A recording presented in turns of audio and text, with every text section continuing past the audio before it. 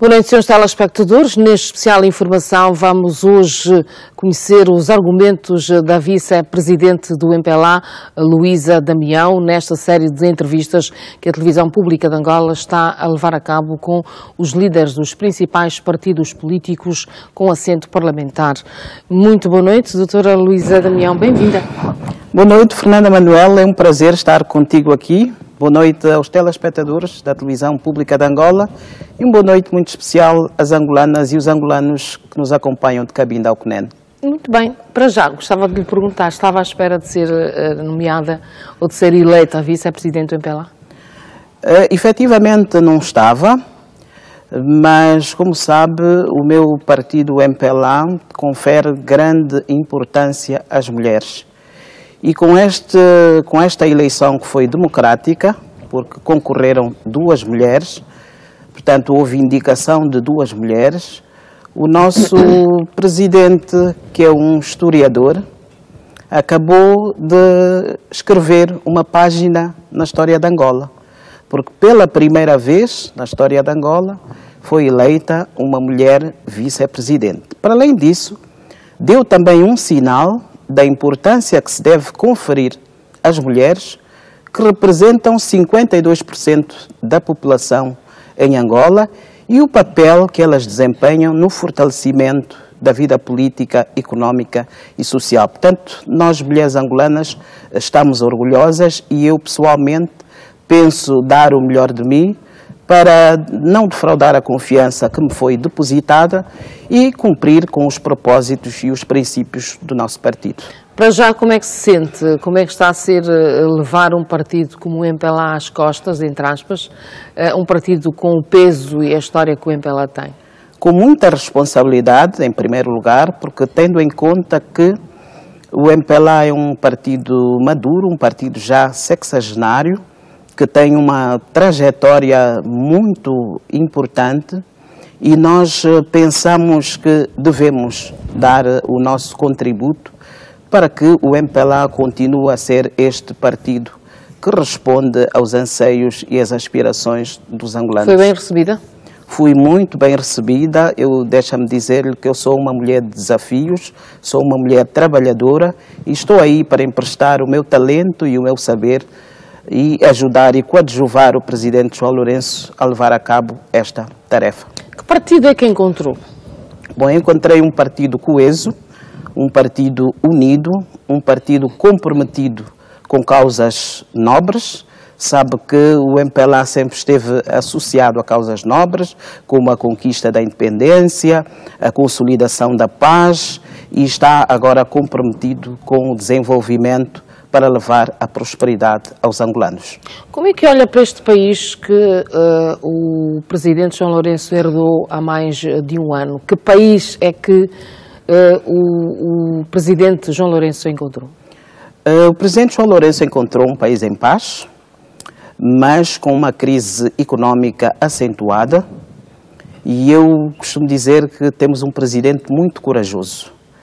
Abraçou esta causa, encontrou o país no meio de uma crise e tem estado a encetar uma série de medidas no sentido de conseguirmos minimizar esta crise. Portanto, a crise vai funcionar para o MPLA como uma oportunidade para colocar em prática alguns programas que anteriormente nós não colocávamos em prática. Estou a falar, por exemplo, vamos prestar uma melhor atenção na diversificação da economia, vamos prestar melhor atenção na produção nacional, porque com a crise do petróleo temos que buscar outros mecanismos. Mas infelizmente, o presidente João Lourenço tem estado a fazer, tem estado a empreender também algumas viagens para o exterior, onde tem na diplomacia económica a sua principal aliada e felizmente tem estado a ter resultados positivos. Doutora Luísa, mas tem consciência de que a vida dos cidadãos angolanos piorou particularmente neste último ano em que o presidente João Lourenço está a dirigir o país? Como é que olha para estas críticas e para estas constatações que são feitas? Bom, eu penso que os angolanos atentos tenham estado a entender que a situação é difícil, sim, mas há uma esperança e otimismo nos angolanos, porque têm estado a ver o esforço que o Executivo angolano tem estado a fazer no sentido de sairmos desta crise. Não é em vão que Angola solicitou ajuda técnica do Fundo Monetário Internacional, que vai trabalhar com um programa que é nosso, um programa do governo de Angola, precisamente para nós, com o suporte técnico do FMI, irmos debelando algumas dificuldades. Eu penso que os angolanos atentos não são tão pessimistas, são otimistas, estão esperançados, porque têm estado a ver também o esforço do Presidente no sentido de, efetivamente, resolvermos alguns problemas que o país está a viver. Bom, sobre esta assistência técnica e financeira do FMI vamos falar mais à frente, daqui a pouco, na entrevista, mas eu gostava que respondesse muito em concreto que ações práticas é que o Governo tem estado a fazer para melhorar os índices de pobreza, os índices de fome e de pobreza em Angola? Bom, as ações são vastas. Deixa-me dizer que nós temos um programa de combate à pobreza. O Governo está apostado na municipalização dos serviços sociais, precisamente lá onde existem os grandes problemas. O Governo está atento a esta situação. Estamos também numa campanha de moralização da sociedade, porque se nós todos usarmos melhor os bens públicos, se nós todos dermos o nosso contributo no sentido de debelarmos algumas situações, penso que poderemos melhorar muitas das dificuldades que os angolanos ainda têm. Vou-lhe dar o exemplo. Acha que são só as dificuldades que o Presidente João Lourenço encontrou de um país com muitos problemas? Ou há aqui também alguma falta de uma comunicação mais coerente e mais concreta relativamente à real situação dramática em que os angolanos hoje estão a viver? Não, eu penso que falta de comunicação... Há mais discursos do que ações práticas para debelar esses problemas? Bom, eu penso que também em um ano nós não podemos resolver todos os problemas.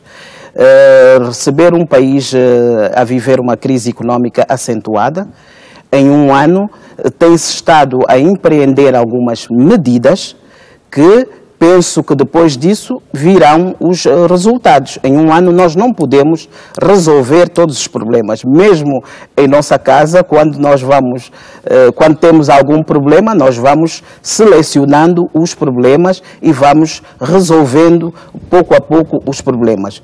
Não é fácil encontrar um país em crise e em um ano poder resolver todos os problemas. Mas em um ano o Presidente João Lourenço mostrou que está consciente, está identificado com os problemas dos angolanos e tem uma grande vontade de resolver esses problemas. Mas para isso é preciso criar primeiro estas condições para depois poder resolver esses problemas. E estamos a criar essas condições. Vou-lhe dar o exemplo, por exemplo, foi aprovada uma lei do investimento privado, foi aprovada a lei da concorrência, há uma campanha muito forte no combate à corrupção, porque sabe que a corrupção corrói o tecido económico, e todos nós, eu penso que toda a sociedade deve estar empenhada e ajudar no sentido de nós resolvermos esse problema, porque não pode ser o Presidente sozinho a resolver o problema. A sociedade tem que olhar para isso também. Acha que é necessário efetivamente que se dê mais tempo ao Presidente, ao Governo, para trabalhar melhor? O Presidente está a trabalhar e nós temos estado a ver as ações que têm estado a fazer. Mas a Fernanda concordará comigo que em um ano não se resolvem todos os problemas. É preciso criar as condições primeiro para depois, então, nós podermos ver os resultados. Não é em um ano que nós vamos conseguir os resultados todos quando temos um país que tem uma crise económica acentuada. Nos últimos dias, o líder da UNITA criticou o presidente João Lourenço por ter prometido na sua campanha que criaria em 5 anos 500 mil empregos e disse mesmo que, se não fosse possível, pelo menos este primeiro ano já deveriam ter sido criados pelo menos 100 mil postos de trabalho. Olhando para o atual quadro de dificuldades económicas que o país vive, acha que o presidente João Lourenço conseguirá cumprir esta meta? Eu penso que sim, e vou-lhe dar um exemplo. Está em curso um concurso público no domínio da educação, em que vai recrutar 20 mil professores.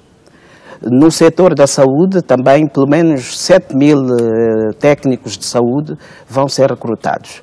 E deixa-me dizer que não é só o governo que cria postos de emprego.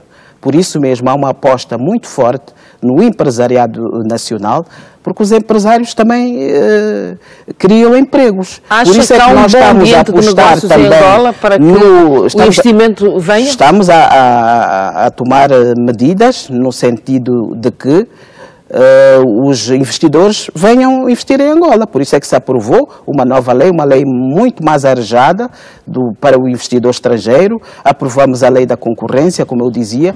Todas essas medidas estão a ser levadas a cabo no sentido de atrairmos o investidor estrangeiro. E se nós pudermos construir mais fábricas no nosso país, obviamente que vamos criar postos de emprego. Doutora Luísa, eu insisto na questão de que é voz corrente de que há uma distância muito grande entre aquilo que se diz e aquilo que se faz. E olhando para essa questão de que o país precisa de atrair investimentos, é voz corrente de que em Angola, mesmo com estes diplomas legais que foram criados, é muito difícil que os estrangeiros venham para cá investir porque há muitos problemas a nível interno.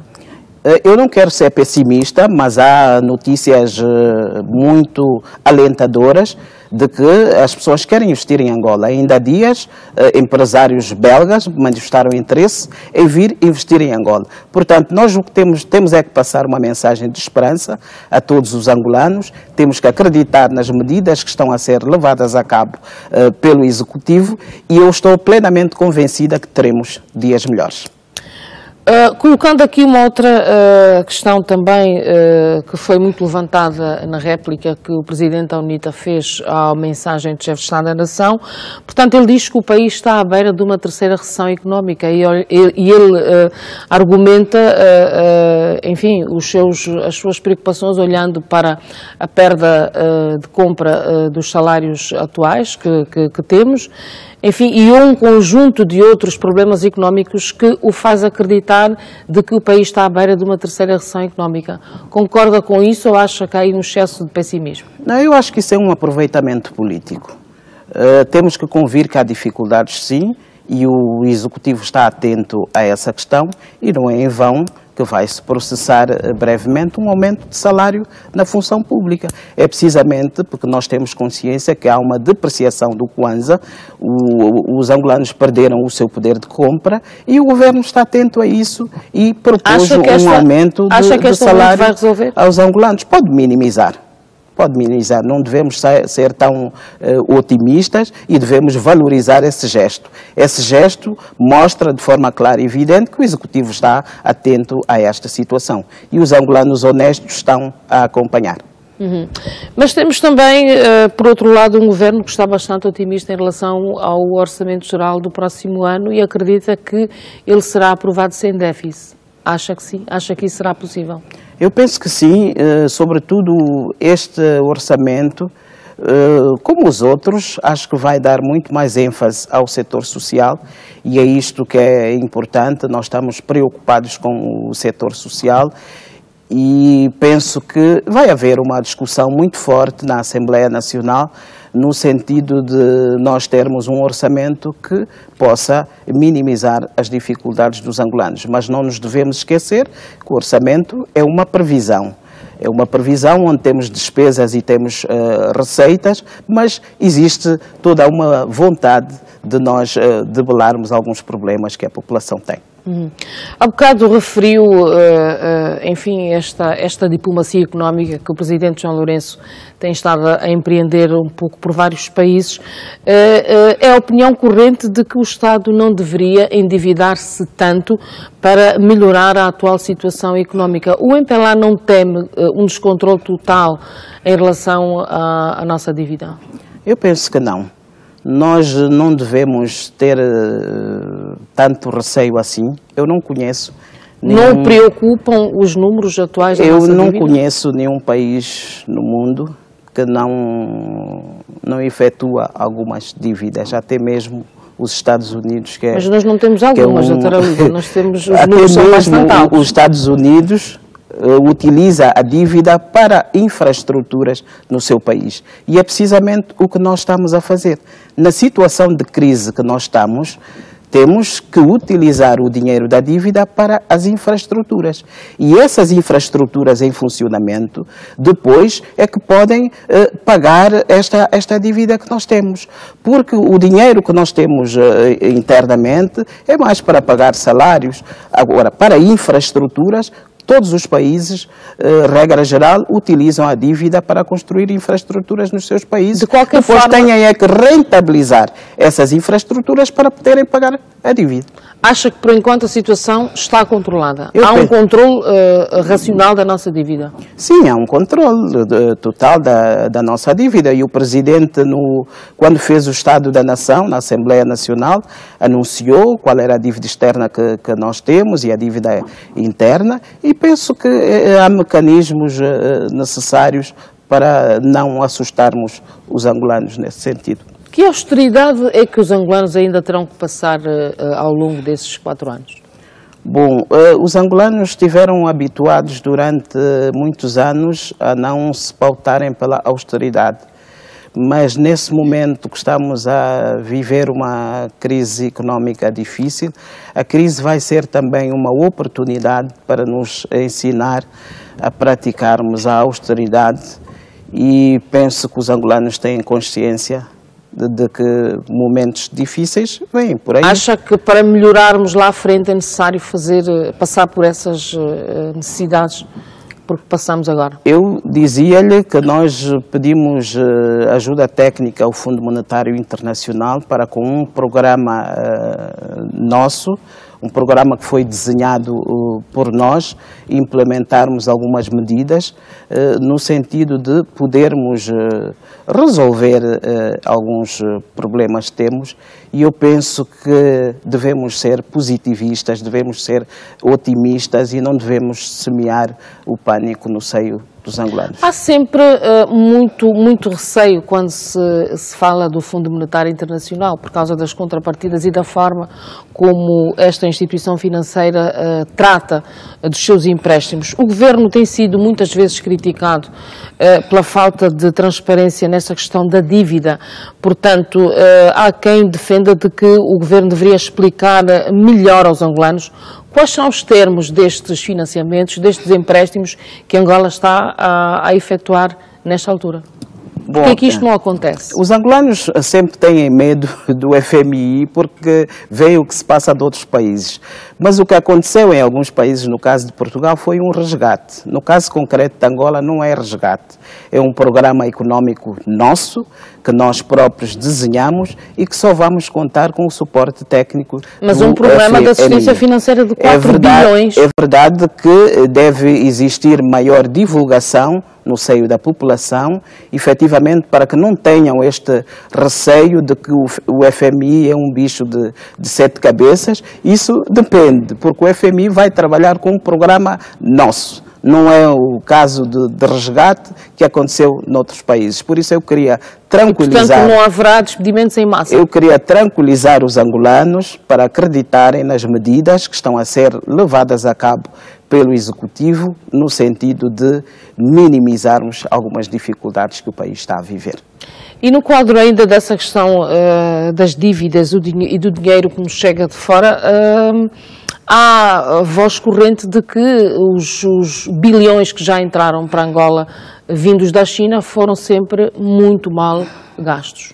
Como é que olha para estas preocupações e essas críticas que são levantadas relativamente à forma como se gasta o dinheiro que Angola pede emprestado? Bom, as pessoas são livres de fazer as suas avaliações e nós respeitamos as avaliações que as pessoas fazem. Mas esta voz corrente de que a Fernanda se refere, quem são essas pessoas que... Portanto, ouve-se muito por aí, as pessoas comentam nas redes sociais, enfim, de que efetivamente há uma necessidade de se olhar melhor para o dinheiro que entra. Daí a questão da necessidade de que o Governo deveria ser mais transparente na forma como gera não só esses investimentos, mas a forma como os critérios destes financiamentos. Mas eu penso que o dinheiro foi emprego na construção de várias infraestruturas. Nós melhoramos o sistema habitacional, melhoramos o caminho de ferro, que não havia esta circulação, melhoramos estradas, melhoramos pontes. Eu penso que temos aí infraestruturas que justificam como é que o dinheiro foi gasto. Não podemos também dizer de todo que o dinheiro foi mal gasto, quando nós sabemos que tínhamos um país praticamente destruído e tivemos que reconstruir quase tudo. Olhando para este quadro difícil que todos nós conhecemos, quais são, na sua opinião, os maiores desafios que o Presidente João Lourenço terá daqui para frente? Bom, um dos maiores desafios é o combate à corrupção, ao nepotismo e à impunidade, porque nós temos que dar sinais claros. Temos que moralizar a sociedade no sentido de uma melhor utilização dos recursos, porque a corrupção é um mal que afeta a nossa economia e inibe também alguns investidores. Portanto, com muita coragem, com muita solidez, o Presidente João Lourenço tem estado a empreender uma forte campanha de moralização da sociedade, no sentido de nós utilizarmos muito bem os bens públicos. Portanto, esta será a principal tónica do Presidente João Lourenço para os próximos 4 anos? Eu penso que é uma das prioridades o combate à corrupção, à impunidade, e temos um outro desafio, que são as eleições autárquicas, que constituem a maior reforma administrativa que vai ocorrer no nosso país, e precisamos de preparar as condições para que essas eleições autárquicas sejam efetivas. Muito bem, vamos falar agora um pouco sobre o repatriamento de capitais. Já se sabe que falta muito pouco tempo para o fim do prazo que foi dado para o repatriamento voluntário de dinheiro ilícito no estrangeiro, e também recentemente, há dias, foi aprovado o novo diploma que prevê o alargamento de confiscos para bens patrimoniais. Ora, a UNITA e a oposição de uma forma geral reclama de que esta tinha sido a proposta deles a quando da discussão do primeiro diploma e alegam com isso de que se perdeu tempo, podia-se ter resolvido isso muito mais cedo. Que dificuldades é que, ou como é que olha para a eficácia deste novo diploma que foi agora aprovado? Bom, antes de falarmos do novo diploma, eu devo dizer que o primeiro diploma constituiu uma janela de oportunidades para as pessoas que tinham dinheiro no estrangeiro para o trazê-lo de forma voluntária. Esta nova lei é um complemento da primeira lei que foi aprovada. E é uma lei que está inspirada nas melhores práticas internacionais e não apanhamos Mas contém aí pontos não há boleia que nenhuma, a própria oposição defendia ou não? Não há nenhuma boleia da UNITA, não. A oposição não defendia património incongruente, e esta nova lei fala do património incongruente. Na proposta da UNITA não havia isso. E esta é a grande novidade desta nova lei. Muito bem, doutora Luísa, vamos fazer agora o nosso primeiro intervalo e já voltamos a falar ainda sobre o repatriamento de capitais. Fazemos a primeira entrevista, nós voltamos daqui a pouco, até já.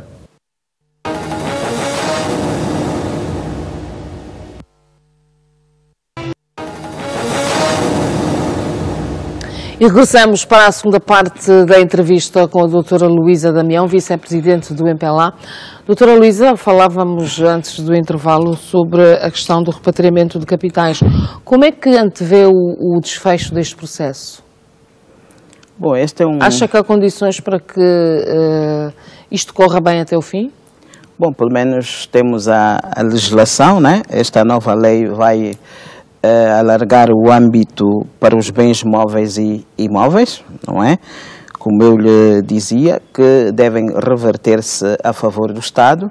E eu penso que os angolanos honestos e que estão a acompanhar a crise que o país está a viver, penso que deveriam ajudar. E eu gostaria de aproveitar para lançar um apelo a todos aqueles que estiverem nesta condição de poderem ajudar o país, que Acha o que tem deviam fazer. havido sensibilidade suficiente para aderir de forma voluntária para este processo? Bom, aqueles que não aderirem de forma voluntária depois têm a forma coerciva, não é? E o Executivo está em todo o seu direito de usar os mecanismos legais e diplomáticos para, de forma coerciva, conseguir ter esses bens cá no país. O MPLA tem noção de quanto há de dinheiro espalhado pelo mundo, dinheiro ilegal? É um pouco difícil. Eu, pessoalmente, não tenho esta noção, porque isto é uma área controlada pelo Banco Nacional de Angola. Pode ser que o Banco Nacional tenha este controle, mas eu não me atreveria a ter tanta certeza assim e afirmar que o MPLA tem conhecimento. Relativamente ao combate à corrupção propriamente dito, as ações de combate a este fenómeno deram muito mais nas vistas, porque acabou por levar à prisão altas figuras de topo do Estado angolano. Primeiro, como é que essas medidas têm sido vistas e têm sido tratadas dentro do MPLA, tendo em conta que no essencial essas figuras são figuras ligadas ao MPLA?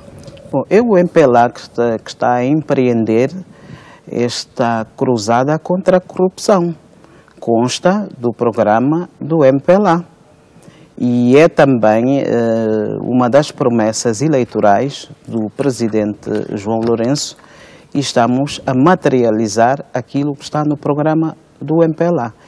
E eu penso que toda a sociedade deveria abraçar este combate, porque a corrupção prejudica o desenvolvimento do nosso país, corrói o tecido económico.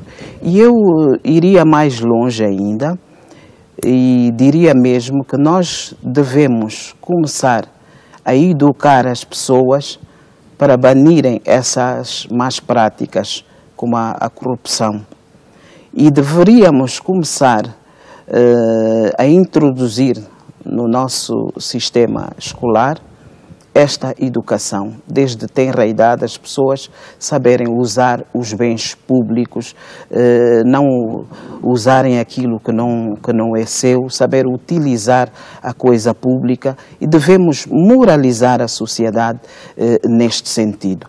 Penso que o MPLA teve a coragem de empreender essa cruzada contra a corrupção, organizou inicialmente seminários para educar as pessoas neste sentido e penso que toda a sociedade deveria abraçar esta cruzada contra a corrupção porque ela afeta o país de uma forma geral.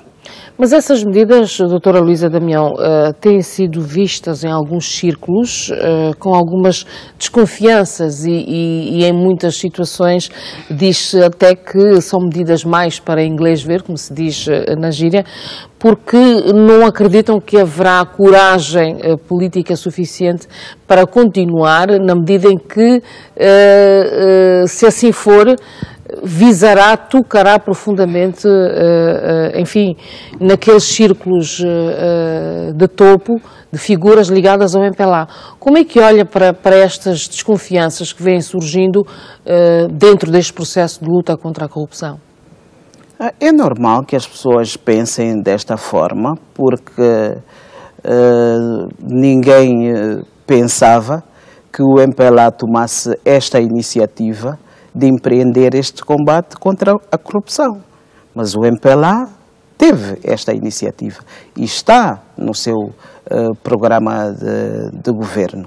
Portanto, quem inicia esta campanha, obviamente, tem força para continuar. E eu estou aqui a lembrar-me das palavras do presidente João Lourenço, quando disse que esta luta vai continuar sem olhar a quem? Iríamos continuar sem olhar a quem, nem que os primeiros a tombar fossem do MPLA.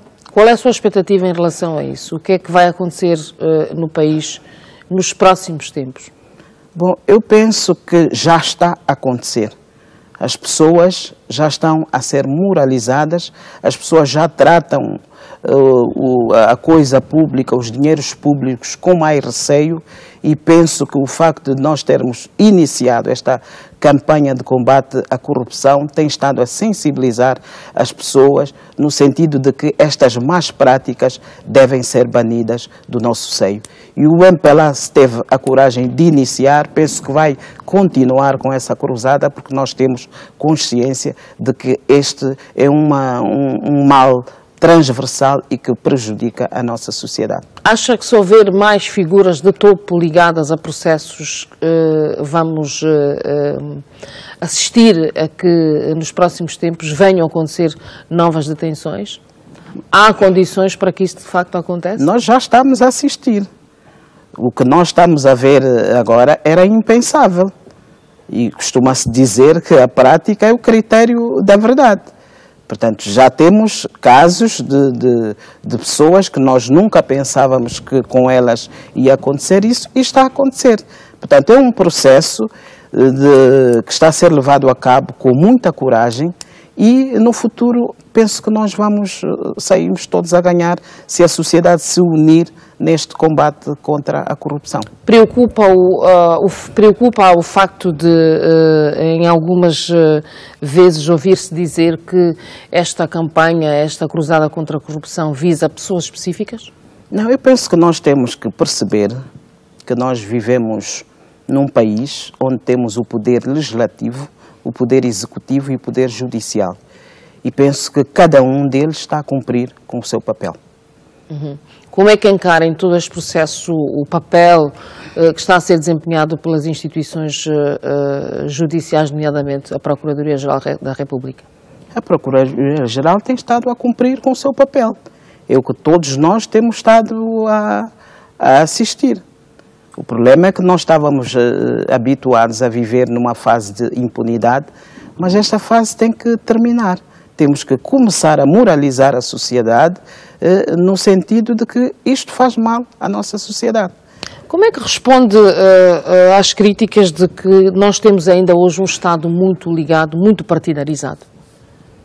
Bom, o que eu posso lhe dizer é que nós, em 43 anos, vivemos num Estado centralizado. E a nossa Constituição agora prevê, precisamente, a realização das autarquias para nós descentralizarmos um pouco, e pensamos que desta forma é muito mais fácil resolvermos os problemas a nível dos municípios. Mas eu não acho que haja assim tanta partidarização, porque o partido que vence as eleições está no direito de escolher quadros da sua confiança, e em qualquer país do mundo é assim que acontece. A bajulação não é que há partidarização, não. A bajulação em Angola, o tráfico de influências, enfim, isto é ainda hoje um problema, um entrave muito grande em Angola? Como é que o MPLA encara essas preocupações que têm sido levantadas pelo próprio Presidente João Lourenço? São desafios que o MPLA tem estado a empreender. O MPLA está a empreender um combate à corrupção, ao nepotismo e à bajulação, com muita coragem e com muita determinação e com muita solidez. E eu penso que vamos continuar. Uhum. Doutora Luísa, vamos agora olhar um bocadinho para as questões internas do MPLA. O MPLA é muitas vezes acusado de ser um partido muito fechado em si mesmo e que por isso mesmo não assume abertamente, não tem a coragem de assumir abertamente de que há problemas, quando existem de facto problemas. Acha que essas medidas que o Presidente João Lourenço vem empreendendo pelo país criaram efetivamente fraturas dentro do MPLA? Como é que está hoje o MPLA com tudo isto que está a acontecer? O MPLA está bastante coeso, bastante unido e continuamos a reforçar esta coesão e a unidade no nosso seio. Basta ver que nós tivemos recentemente um congresso em que o partido saiu muito mais fortalecido e o partido está empenhado neste momento em modernizar-se cada vez mais. O presidente João Lourenço orientou-nos a trabalhar mais com a sociedade civil, com as universidades, o partido sair um pouco de dentro e trabalhar mais para fora, e é precisamente este trabalho que está a ser feito. Mas o MPLA fez uma transição pacífica e saiu muito fortalecido deste 6º Congresso Extraordinário. Neste último Congresso assistimos a tal transição que fala geracional, não é? Vimos altas figuras serem preteridas, entraram outras pessoas mais novas para o biro político, enfim. Esta transição foi recebida como dentro do MPLA? Bom, o MPLA, pelo MPLA já passaram várias gerações e cada uma delas cumpriu o seu papel histórico. Nós tivemos a geração da clandestinidade, a geração que lutou pela independência nacional, e tivemos a felicidade de Angola conseguir a sua independência, que foi proclamada pelo presidente António Agostinho Neto perante a África e o mundo, convertendo assim Angola em sujeito do direito internacional público. Tivemos a fase da conquista da paz, tivemos que enfrentar uma guerra difícil, mas conseguimos conquistar a paz. Houve uma geração que conquistou a paz e há agora esta geração que tem a responsabilidade de levar o país para o desenvolvimento e para a prosperidade. Mas essas figuras que deixaram de fazer parte da cúpula do partido estão satisfeitas? No nosso partido, com a posição em que estão agora? No nosso partido nós usamos o princípio da renovação e continuidade. E este princípio da renovação e continuidade leva-nos necessariamente a uma transição geracional. E pensamos que nós, no MPLA, gostamos de contar com a experiência dos mais velhos, com a vitalidade da juventude, com a experiência das mulheres, e é isso que faz o MPLA. Essa transição geracional pautou-se também pelo equilíbrio. Nós temos muito mais mulheres agora, por exemplo, no biro político, temos mais velhos que passam a sua experiência, mas temos também a juventude. E isso é normal em qualquer partido. Como mulher que é vice-presidente de um partido com a grandeza do MPLA, como é que olha? Um bocado falou dessa questão da representatividade feminina. Como é que olha para esta questão do género dentro do partido e dentro do governo? Está satisfeita com os números que tem? Nós temos estado a empreender uma luta nesse sentido. Angola é subscritora de vários instrumentos internacionais relativamente à igualdade e à equidade do género. Sabe que a igualdade do género é o 5º objetivo do desenvolvimento sustentável e nós temos estado a empreender uma caminhada sólida e segura neste sentido. O MPLA sempre valorizou as mulheres. No nosso partido, 40% dos lugares foram reservados às mulheres. É verdade que temos que continuar a empreender esta luta, mas o facto de, pela primeira vez... Estes números satisfazem, não? Os números não satisfazem porque Angola é membro das Nações Unidas e as Nações Unidas instaram os Estados-membros a alcançarem até 2030 50%. Instauram os vários países a atingirem a meta de 50%. Eu penso que nós vamos chegar lá. Nós estamos a empreender uma caminhada segura neste sentido e lá chegaremos. Mas nós não queremos chegar lá só por chegar. Nós queremos chegar lá também por mérito. E as mulheres angolanas já ganharam consciência que devem cada vez mais preparar-se para enfrentar esses desafios e assumirem com a grande responsabilidade, com a competência, com a sua inteligência, no sentido de não estarmos só a fazer número, mas darmos o nosso contributo através do mérito, da competência e do dinamismo que as mulheres têm. Como é que viu neste último congresso o próprio presidente do MPLA reconhecer o importante papel que tiveram outras figuras do MPLA no passado? Bom, foi bom o presidente ter reconhecido, mas o MPLA sempre esteve preocupado com a história do MPLA.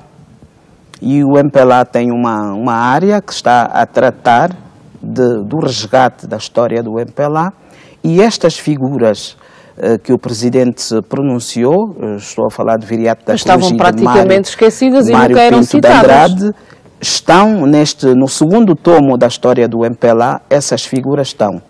Agora, o que nós temos que fazer é divulgar muito mais a história do MPLA, para que, efetivamente, a sociedade conheça.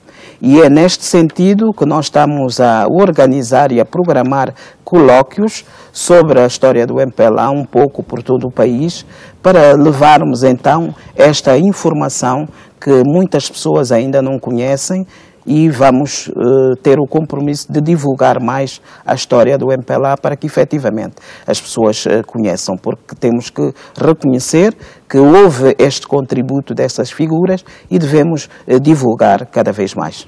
Sobre as autarquias, esta semana foi marcada com a assinatura formal da passagem de poderes no âmbito da desconcentração administrativa aos governos provinciais. Este é, de facto, um ensaio para a implementação das autarquias já a partir de 2020. Como é que isto vai funcionar? O que é que se pretende? O que é que se pretende com esta descentralização administrativa? Bom, eu devo lhe dizer, em primeiro lugar, que a realização das eleições autárquicas que vão acontecer em Angola em 2020 pela primeira vez é um imperativo constitucional, advém da Constituição da República de Angola. E esta cerimónia que foi feita é uma prova evidente do engajamento do Executivo angolano em levar a cabo este processo de uma forma efetiva. Mas a oposição não encara este passo desta forma, esta medida desta forma, que acredita que acha que não devem ser feitos ensaios e que a implementação das autarquias deve ser feita de uma só vez e na data indicada. Como é que se posiciona em relação a isso? Quem nunca governou pode pensar dessa forma. Mas quem governa e conhece as dificuldades que o país tem, sabe que é preciso nós criarmos as condições para que, efetivamente, as autarquias possam ter o efeito desejado que nós todos pretendemos.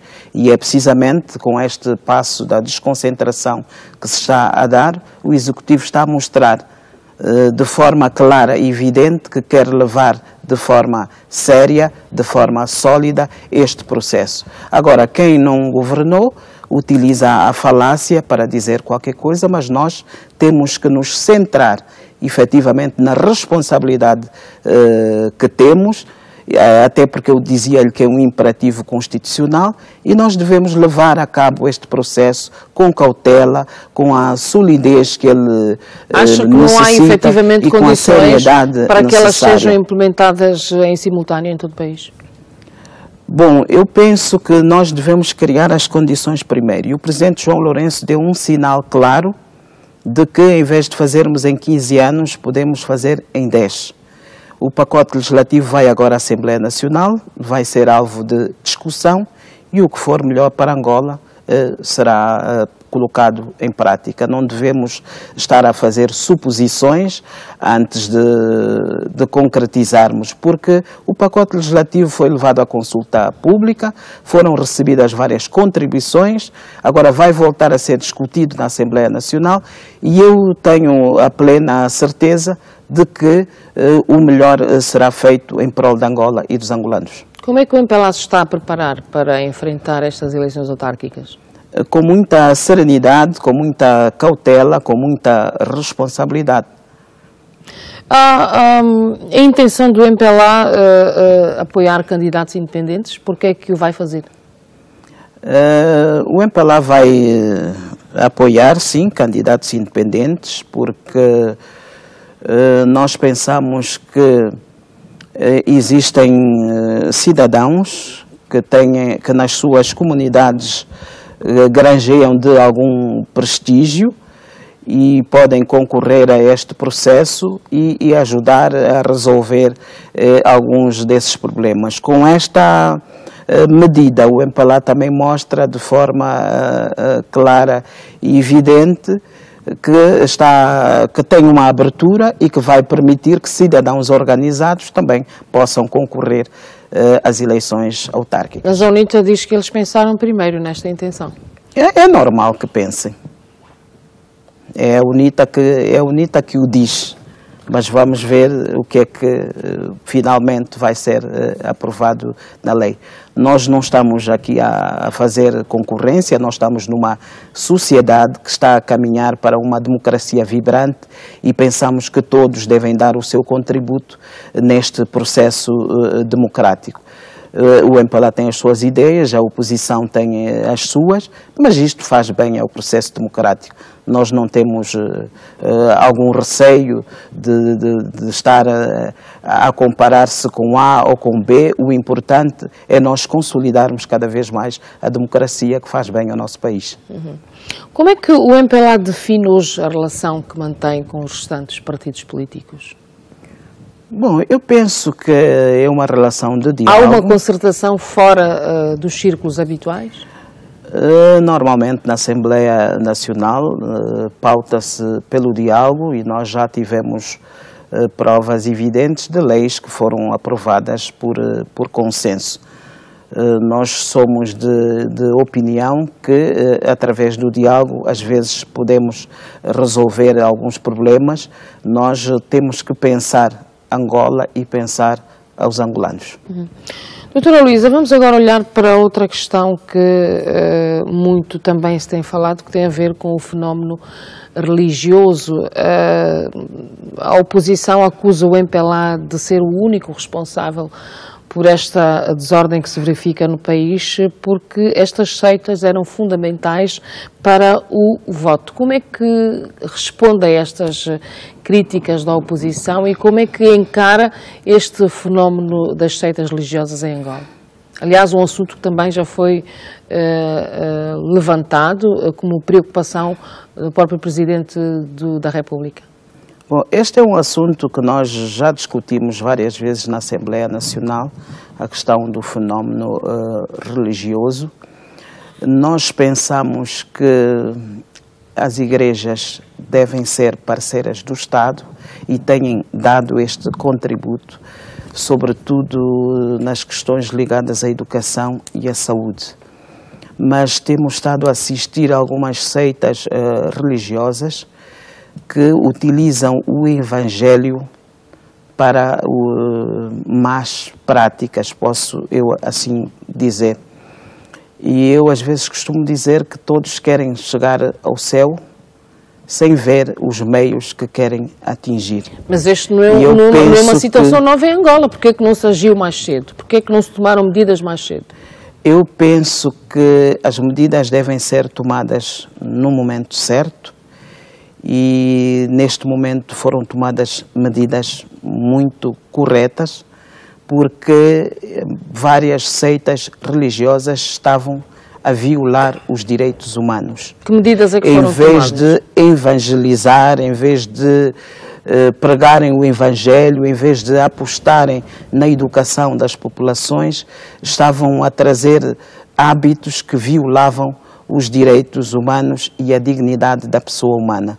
Inclusive, acusavam crianças de feitiçaria, inclusive aproveitavam-se de muitas famílias para executarem más práticas, e penso que a medida que o governo tomou foi uma medida bem tomada, no sentido de que as igrejas devem respeitar a lei, até porque existe uma lei da liberdade religiosa, e o Estado, quando sente que estão a ser violados as liberdades e os direitos dos cidadãos, tem que agir e tem que utilizar as leis que tem no sentido de colmatar esta dificuldade. Nós não podemos permitir que num país onde existam leis apareçam seitas religiosas a violar, por exemplo, os direitos humanos.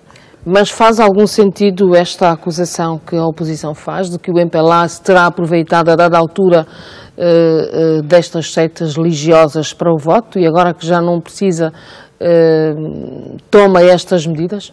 Não, eu penso que o MPLA não precisou das seitas religiosas para ganhar as eleições. O MPLA é um partido que se prepara todos os dias, o MPLA é um partido que está em campanha todos os dias e não precisa de utilizar a igreja para ganhar as eleições. Agora, as igrejas são parceiras do Estado e têm estado a fazer algumas ações no domínio da saúde e da educação, como eu dizia, mas há algumas seitas religiosas que estão a violar a lei e o Estado tem que agir quando é necessário, e foi o que aconteceu. O que aconteceu à medida que refere tem a ver com a extinção das plataformas religiosas, é isso? Efetivamente. Acha que isso vai ajudar a disciplinar, a melhorar a situação?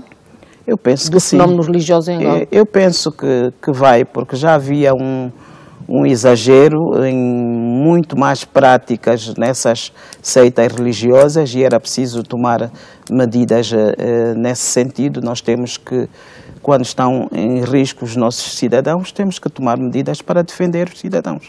Mas as acusações da oposição estendem-se também à situação dos imigrantes que exploram ilegalmente diamante em Angola. Portanto, eles dizem que inclusivamente algumas destas pessoas tinham documentos angolanos e que estas pessoas confirmam que votaram no MPLA. Bom, eu não sei se esses documentos são verídicos ou não, era preciso fazer uma averiguação, mas o que eu posso lhe dizer é que nenhum Estado que se preze aceite uma invasão silenciosa no seu país, nenhum Estado que se preze aceita que imigrantes ilegais venham dilapidar os seus recursos. Nenhum Estado. São 400 mil imigrantes que estavam a dilapidar os recursos do Estado. Portanto, e a operação que foi levada, a operação que foi levada a cabo tem toda a legitimidade. O Estado não pode permitir que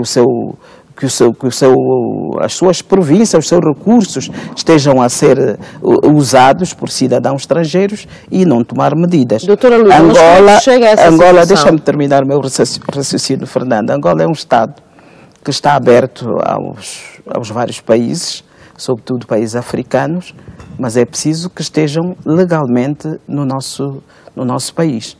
Não podemos aceitar que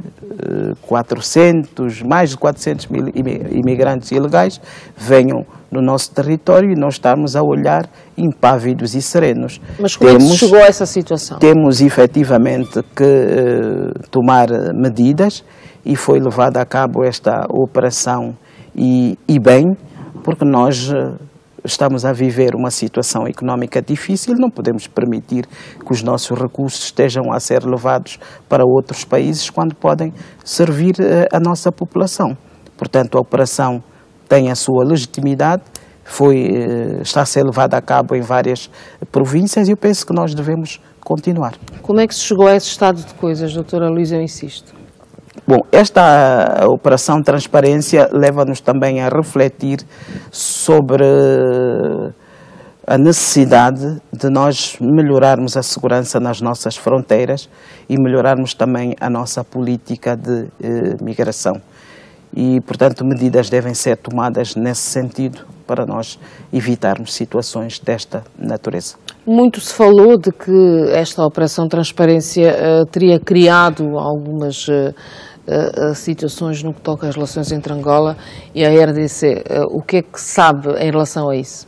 Eu penso que não, porque quando houve o problema na RDC, nós até acolhemos no nosso território refugiados congoleses e os tratamos bem. Mas quando está em causa a soberania económica e a soberania do Estado angolano, nós temos que agir. O que se diz é que o governo da RDC não foi avisado de que haveria esta operação. Eu penso que há mecanismos diplomáticos que foram usados nesse sentido. Doutora Luísa, nós terminamos aqui o nosso tempo de entrevista consigo. Foi um prazer grande tê-la aqui neste espaço de entrevistas especiais. Boa noite.